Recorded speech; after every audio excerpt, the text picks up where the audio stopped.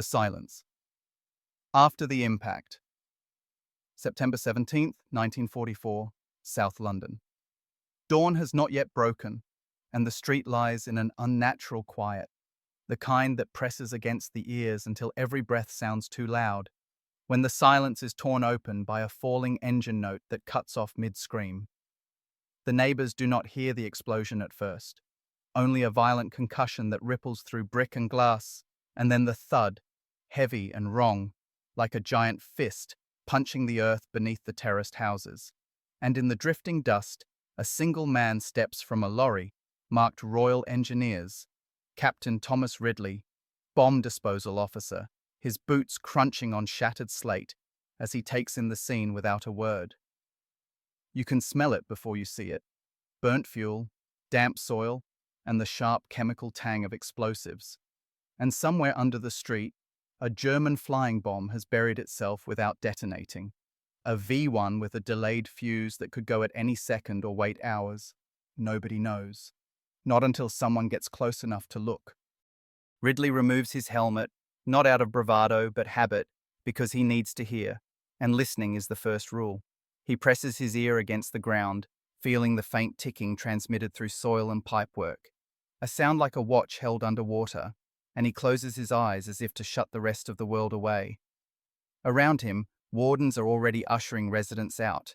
An old woman clutching a birdcage, a child crying for a shoe left behind, and the street lamp still burning, casts a yellow cone of light over a crater that has not yet become one, while Ridley signals to his men to keep back, because V1 bombs have been fitted with anti-handling devices now, and one careless touch could trigger a secondary detonator designed specifically to kill the man who tries to disarm it.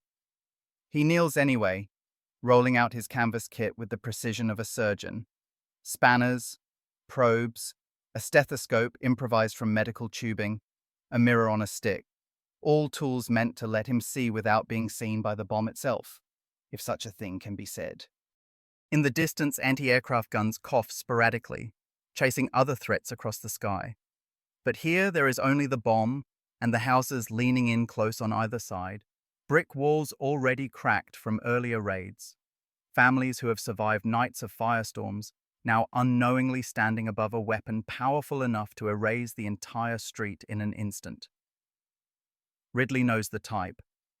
The Germans have been refining their fuses, mixing clockwork delays with chemical elements that corrode holding pins, creating a lottery of death where even success feels temporary. And as he slides his probe into the earth, inch by inch, he is aware that this is not the first time he has been called to this address, nor, he suspects, will it be the last, because London has become a testing ground, and men like him are the answer that history will barely record. He exhales slowly, steadies his hands, and leans closer. Close enough that if the bomb chooses this moment, there will be nothing left to identify him by, except a number stamped on a disc around his neck. And the ticking grows louder, more insistent, as if the weapon itself is aware it has been found. The ticking is not steady. It stutters, pauses, then resumes, and Captain Ridley recognizes the pattern with a tightening in his jaw, because this is not a simple impact fuse, but a clockwork delay married to a chemical igniter, a design meant to defeat patience as much as skill. And as first light creeps into the street, he signals for sandbags to be brought forward, not to stop an explosion. Nothing here could do that. But to shape it, to give the blast somewhere to go that is not straight up through living rooms and bedrooms. September 17th, 1944, South London, and the V1 lies nose down beneath the roadway, its steel casing still warm from flight, its warhead packed with amatol, its fuse assembly hidden behind a screwed plate that may or may not be booby-trapped, because the Germans have begun adding Z-42 anti-handling devices, small mercury switches that close a circuit if the bomb is tilted even slightly, and Ridley knows that unscrewing the wrong bolt could be the last deliberate act of his life. He lowers himself further, face inches from damp earth, using the mirror to catch a glimpse of the fuse housing, and what he sees makes him still completely, The retaining ring is already half corroded, eaten by an acid ampule designed to dissolve its support over time, meaning the firing pin is being held back by nothing but friction and chance. Somewhere above him, a brick shifts as a house settles, and the ticking hesitates again, long enough that your heart would stop with it if you were here, before starting once more. Ridley's men wait in silence, trained not to speak, not even to whisper encouragement, because noise carries vibration, and vibration carries death. And the street that had been full of voices minutes earlier is now as empty as a stage between acts, the audience held back beyond a cordon that feels far too close. He considers the options quickly, because hesitation is its own kind of danger. Attempt to remove the fuse and risk the anti-handling device, or flood the fuse well with oil to slow the mechanism and buy time, knowing that oil sometimes accelerates corrosion instead, or dig a trench and roll the bomb, an act that would almost certainly trigger the mercury switch. He chooses the least violent conversation with the weapon, easing a rubber tube down to the fuse and letting thick engine oil seep in drop by careful drop, counting his breaths to keep his hands steady, feeling the faint vibration through the ground as the ticking dulls, then fades to a softer, slower rhythm. For a moment it feels like a victory, but Ridley does not relax, because delayed fuses have a cruel habit of lulling men into false confidence, and as he withdraws the tube, the ticking resumes, altered but still present, as if the bomb has merely adjusted. He marks the position with chalk, retreats a pace, then another, and orders the evacuation widened, because if this goes wrong, it will take more than one street with it. And as the sun finally clears the rooftops, illuminating laundry lines and broken windows, he is struck by the ordinariness of the place, by how many times this exact street has been threatened and spared, not by chance, but by men kneeling in dirt, making decisions no one will ever read about. A messenger arrives with news of another unexploded device less than a mile away, and Ridley nods without comment, because there is always another call waiting. But for now, this bomb still ticks, and until it does not, he cannot leave. Ridley remains crouched at the edge of the crater, his knees already numb, because bomb disposal is as much endurance as expertise. And while the street waits, the story of how he came to be here presses quietly at the back of his mind. He is not a reckless man. He was a civil engineer before the war, trained to understand stress and load, the way structures fail long before they collapse. And when the Luftwaffe began dropping unexploded ordnance across Britain in 1940, men like him were pulled aside and told there would be no manual, only principles and improvisation. The Royal Engineers taught him how to listen to bombs the way a doctor listens to a chest, how to recognize the difference between a clockwork tick and a chemical hiss, how to accept that some devices were designed not to be beaten, but to be endured until they chose their moment. He thinks briefly of the first bomb he ever handled, a simple 50-kilogram device in a Surrey field, and how his hands shook so badly he had to sit on them until the trembling stopped. That fear never went away. It only learned to stand quietly beside him. On this street, that fear sharpens as the ticking changes again, a subtle acceleration that tells him the oil has reached the mechanism fully, altering the friction inside, and now the fuse could seize or release without warning. He signals one man forward with a flat palm, Sapper Lewis, barely 22, whose job is to extend the shoring with timber to prevent a collapse that might jolt the bomb, and Lewis moves like a sleepwalker, every step deliberate, eyes fixed on Ridley's hands for cues. The work is slow, measured in inches, and time stretches until the distant sounds of London returning to life. A tram bell, a dog barking, the rumble of traffic rerouted around danger, feel unreal, like noises from another world. Ridley glances at his watch, an old pocket piece he carried before the war, and notes the minute hand has advanced nearly 40 minutes since he first knelt down. The delayed fuses on these V1s can run anywhere from 30 minutes to several hours, and there is no guarantee the Germans have not added a secondary delay to catch the man who waits too long. He decides to attempt partial diffusing, not removal but neutralization, inserting a steel wedge to jam the firing pin, a maneuver that requires getting closer than before, close enough to smell the oil now saturating the earth. As he leans in, his mind flicks unbidden to his wife in Croydon, to the way she pretends not to watch the door when he leaves in the morning, and to the official line that bomb disposal casualties are operational losses, numbers without stories. He slides the wedge in millimeter by millimeter, feeling resistance, then a terrifying give, and the ticking stops completely, so abruptly that the silence roars in his ears. Nobody moves. Even Lewis freezes mid-breath, because a stop clock can mean a jammed mechanism or the final pause before detonation, and Ridley holds still long enough that his muscles begin to cramp, counting silently.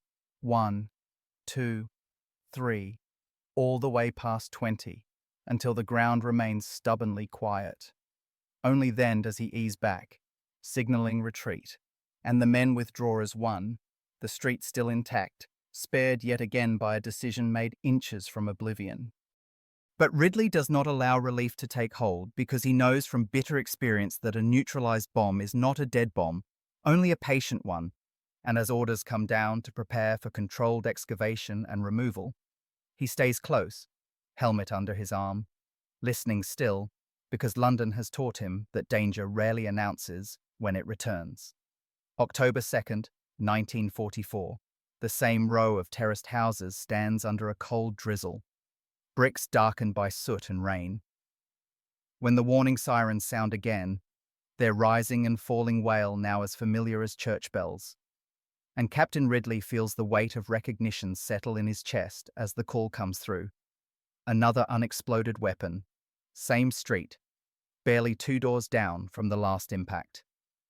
The V1 campaign has become a grim rhythm, launch ramps across the channel hurling pilotless bombs toward London, some detonating on impact, others burrowing deep and waiting, and this street, by cruel geometry, sits under a favoured approach path. When Ridley arrives, the residents are already moving with practiced efficiency, faces pale but controlled, because they have done this before, and there is a strange, almost respectful silence as they watch him unload his kit, a man they now recognize even if they do not know his name. The bomb this time is different. The engine cut out higher, the impact deeper, and the initial assessment suggests a heavier warhead, possibly fitted with a double delay fuse. A newer configuration meant to defeat the exact techniques Ridley used weeks earlier. He kneels again, the posture now etched into his muscles, and listens. But there is no ticking, no comforting or terrifying rhythm to measure. Only a faint chemical odor seeping up from the soil, sharp and metallic, which tells him the acid ampule is already at work, silently eating through its restraints. Without sound to guide him, he relies on touch and inference, probing carefully, mapping the bomb's orientation by feel alone, because mirrors are useless in a narrow shaft filled with muddy water. He orders pumps brought in, but pumping risks vibration, and vibration risks detonation, so the men work the handles slowly, muscles burning as they trade speed for survival. As the water level drops, Ridley's fingers find the fuse housing, slick and pitted, and he recognizes the design from an intelligence bulletin, circulated only days earlier. A combined mechanical and chemical delay with an anti-withdrawal device, meaning that attempting to remove the fuse will trigger the bomb if the pin is pulled past a certain point. The only viable option is to render it safe in place, to outthink a mechanism designed to punish exactly that kind of confidence. Rain seeps into his collar, and the cold begins to numb his hands, a dangerous thing when precision matters. So he flexes his fingers, blows warm breath into his gloves, and continues, aware that above him, families are waiting in school halls and churches, counting time, not in minutes, but in heartbeats. He wedges, oils, and braces, repeating movements that have become ritual, and when a faint click echoes through the shaft, not the tick of a clock, but the settling of metal, he feels a surge of cautious hope, tempered by experience. Hours pass, marked only by the change in light as afternoon fades toward evening, And when he finally signals for the excavation to widen so the bomb can be lifted by crane and taken to a remote site, there is no cheer, only exhausted nods, because everyone here knows that survival has become conditional, renewed one bomb at a time.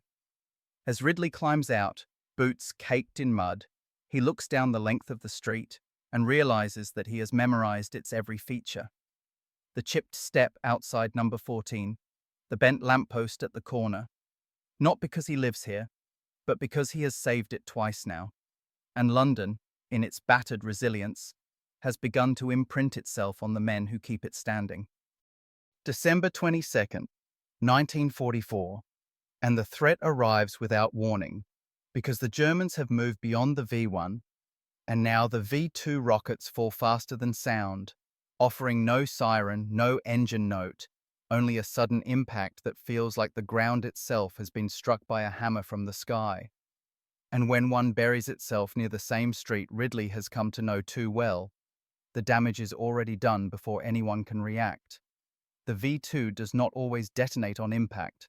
Sometimes it drives deep into clay and rubble, its warhead intact, its guidance vanes twisted but functional enough to hide a lethal secret underground. And when reports come in of a crater without an explosion, Ridley knows this is a different kind of danger entirely. He arrives to find the street transformed, windows blown out, roofs partially collapsed, and the smell of dust and gas heavy in the air, and somewhere below, a rocket with nearly a ton of explosive lies waiting, unstable, not by design, but by violence. Unlike the V1, there is no ticking to listen for, no fuse to gently converse with. The V2's detonators are armed by acceleration and impact, and a damaged circuit can complete itself at any moment, making every step near the crater a gamble against physics. Ridley confers briefly with an ordnance specialist brought in from Woolwich, their conversation clipped and technical, referencing diagrams memorized rather than consulted, because there is no safe way to expose the warhead fully without risking detonation. The decision, once made, is brutal in its simplicity. Evacuate a wide radius, shore up what structures can be saved, and excavate under the rocket to slide it into a prepared pit lined with sandbags, directing any explosion sideways rather than upward into homes. It is a plan that accepts destruction in order to prevent annihilation, and Ridley signs off on it, knowing full well that if the rocket goes early, the blast will likely kill him and the men closest to the pit.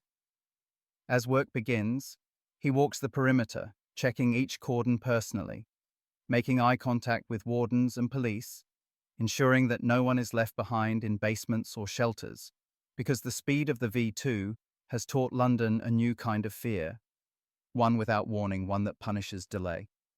He returns to the crater and takes a position close enough to feel the vibration of spades biting into earth, close enough that he can stop the work instantly if something feels wrong. And in the cold December air, his breath fogs, mingling with steam rising from freshly exposed soil. The rocket emerges slowly, an ugly, scorched cylinder, larger than any weapon he has dealt with before, and for a moment the scale of it threatens to overwhelm even his practiced calm, because this is not a bomb meant to be disarmed by hand, but a symbol of a future where human skill may no longer be enough. Yet the work continues, inch by inch, and when the rocket is finally shifted into the pit without incident, there is a collective exhale that seems to lift the fog itself, revealing a street that, against all odds, still stands. Ridley does not linger. Another report is already coming in, another unexploded weapon somewhere else, because saving one place does not end the war, and as he climbs back into the lorry, he glances once more at the familiar row of houses, silently acknowledging that he has now held this street together through 3 different kinds of German vengeance, each more terrifying than the last. January 15th, 1945. London wears winter like a wound that will not close, and Captain Ridley feels it in his bones as he returns yet again to the same neighborhood, this time not for a new bomb, but for a reassessment, because unexploded ordnance has a way of shifting as ground freezes and thaws, and what was stable yesterday can become lethal overnight. The street is quieter now. many families having been rehoused after the V2 damage, and the emptiness carries its own unease, because there are fewer eyes to notice the subtle signs of danger: a new crack in the pavement, a faint smell, a sound out of place. Ridley walks the length of the road slowly, cane in hand, not for support but for tapping, listening to the echoes that return from below, mapping voids and buried threats by ear, a technique learned the hard way after seeing a fellow officer disappear into a secondary collapse months earlier.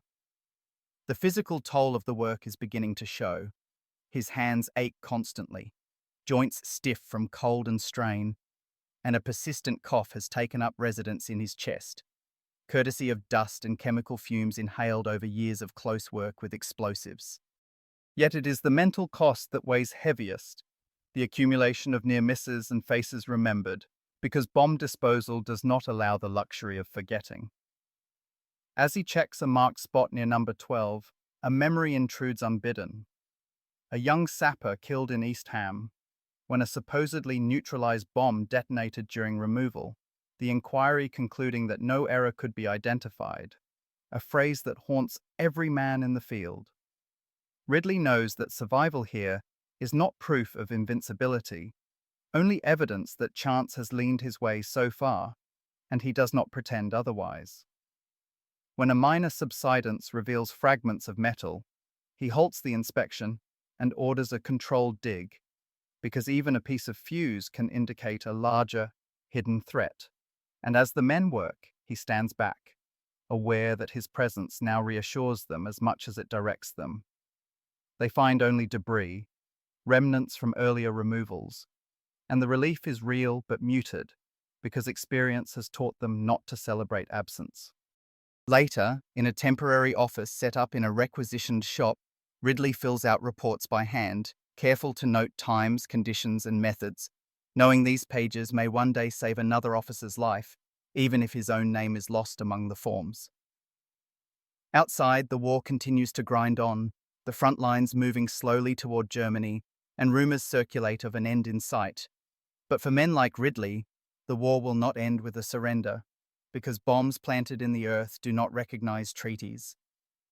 As he closes his notebook and prepares to leave, he pauses in the doorway and looks back toward the street one last time that day, feeling a quiet, unspoken responsibility toward it, as if the place itself has become a patient under his care, surviving not because it is strong, but because someone keeps returning to check that the danger has truly passed.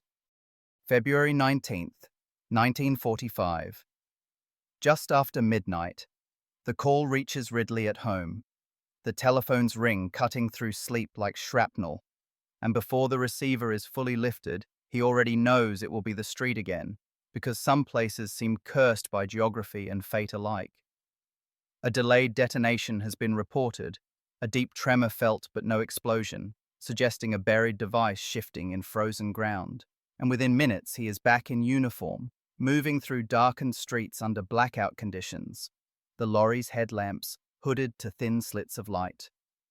When he arrives, snow is falling softly, muting sound and making the damage deceptively gentle, but the crater near the corner has widened, and from somewhere below comes a low, intermittent groan of stressed metal, a sound no one wants to hear. This is not the clean ticking of a fuse, but the tortured complaint of a weapon under pressure, and Ridley orders an immediate expansion of the cordon, pushing it farther than before, because intuition, sharpened by years of surviving, tells him this one is unstable in ways no diagram can explain. He descends carefully, boots slipping on icy soil, and recognizes fragments of a V1 casing mixed with concrete and pipework, suggesting an earlier bomb has shifted into a new orientation, perhaps cracked, perhaps leaking explosive slurry that can detonate from friction alone. The men look to him for a decision, and in that moment the burden of command is absolute, because there is no safe option left, only choices with different probabilities of disaster. Ridley decides on a controlled detonation in situ, a last resort that sacrifices what remains of the street to save the surrounding blocks, and he knows that setting the charges will require someone to go closer than anyone should. He volunteers without ceremony, not because he believes himself expendable, but because familiarity with the bomb's history gives him the best chance of reading its moods, if such a thing exists. Working by torchlight, he places the charges gently, hands steady despite the cold, speaking quietly to his assistant in clipped phrases that carry reassurance without promising anything, and when the wiring is complete, he retreats step by careful step, feeling the ground tremble beneath him as if the earth itself is holding its breath. From the shelter of a reinforced basement, he gives the signal, and the detonation comes not as a single blast, but as a violent tearing, the sound of layers of brick and soil being ripped apart, followed by a concussive wave that slams dust from the ceiling and leaves ears ringing. When the air clears, the street is gone in the center, reduced to rubble and smoke, but the surrounding houses still stand, damaged yet intact, and there are no bodies to count, no cries from beneath debris, only the stunned silence of survival. Ridley sinks onto a step, helmet in his hands, aware that this time the street has been saved by losing part of itself, and that the margin between success and catastrophe has never felt thinner. April 30th, 1945. And the city feels different in a way Ridley cannot quite define at first, because the nights have grown quieter, not with the brittle silence of fear, but with the cautious hush of anticipation. Rumors spreading faster than bombs now, whispers that Berlin is falling, that the rocket launches have slowed, that this long siege of the sky may finally be ending. He returns to the street one more time under a pale spring sun, not summoned by an explosion but by protocol, because the end of attacks does not mean the end of danger, and unexploded weapons have a habit of waiting for peace to make themselves known. The rubble from February's controlled detonation has been partially cleared, revealing cellars open to the sky and the skeletons of houses marked for demolition, and as Ridley walks through the wreckage, clipboard under his arm, the place feels less like a neighborhood and more like an archaeological site. Layers of recent history exposed in brick and timber. He notes the positions where bombs were removed, the areas where soil has been disturbed repeatedly, knowing that each intervention changes the underground landscape, creating voids and stresses that can hide danger for years. A small crowd gathers at the cordon, residents returning to see what remains of their homes, and there is no anger in their faces now, only a tired gratitude mixed with loss, because they know this street could have vanished entirely, and did not. One man steps forward, offering Ridley a cigarette, and when Ridley accepts, the simple human gesture feels almost foreign after years of interaction mediated by danger. They stand in companionable silence, smoke drifting upward into air no longer streaked by contrails of incoming death. In the distance, church bells begin to ring, tentative at first, then more confidently, as if testing whether it is safe to celebrate, and Ridley feels a tightening in his chest that has nothing to do with dust. Official word has not yet come, but everyone senses the shift, the way the city exhales collectively, releasing a breath held since 1940. He finishes his inspection, signs off on the report, and for the first time in months, there is no immediate next call waiting, no address to memorize, no ticking to listen for. As he prepares to leave, a child runs across the cleared space, chasing a scrap of paper caught by the breeze. And Ridley watches, acutely aware that this simple act would have been unthinkable not long ago. Not. The war, at least here, seems to be loosening its grip, and with it the relentless demand that men like him stand between hidden death and ordinary life.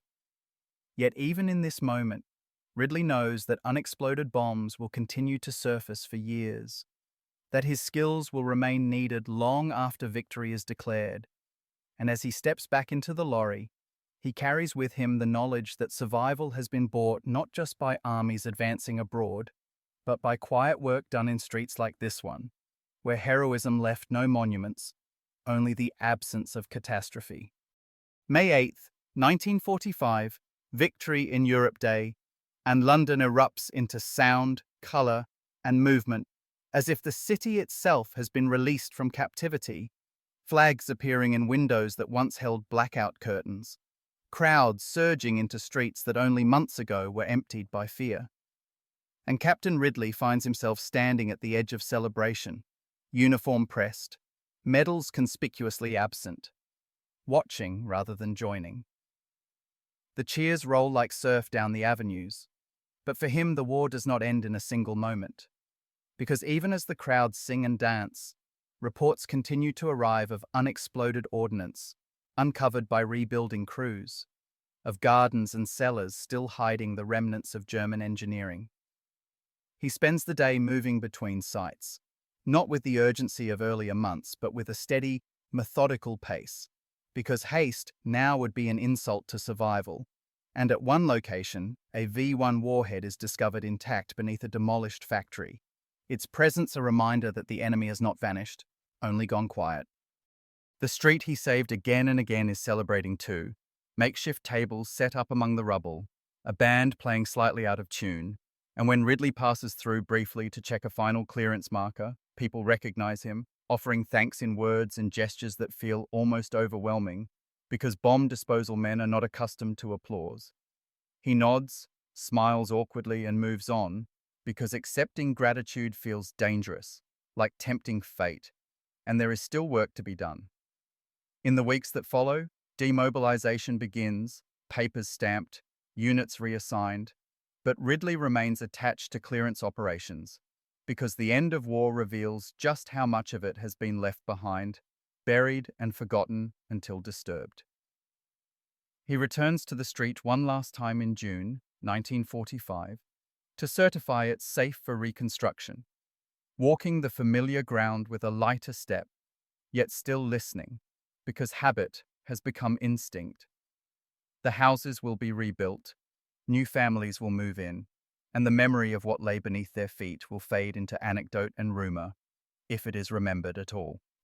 Ridley signs the final document, folds it carefully, and hands it over, feeling a quiet satisfaction that has nothing to do with victory parades, because this, to him, is the true conclusion of his war.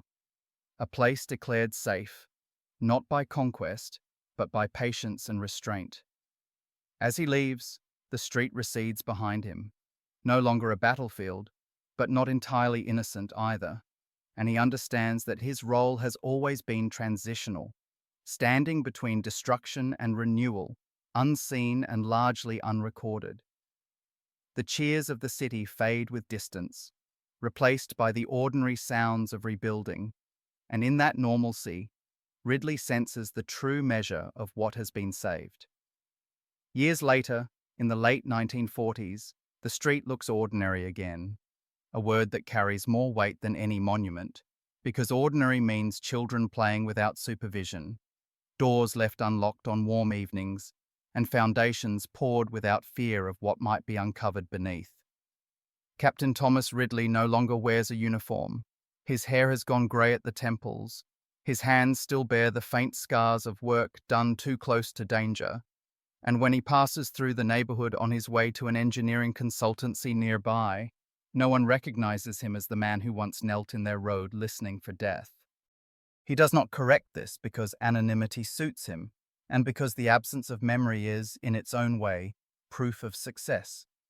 Sometimes he pauses at the corner where the February detonation tore the street open, now rebuilt with clean brick and fresh mortar, and he recalls the sound of the earth tearing, the moment when sacrifice was chosen over annihilation, and he allows himself a single, private acknowledgement of what it took to make this normality possible.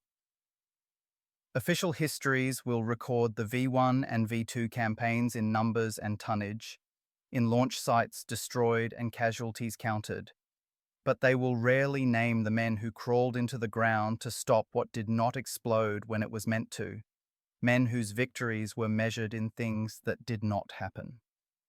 Ridley knows that somewhere beneath London, bombs still sleep, and that future generations may uncover them with shock and disbelief.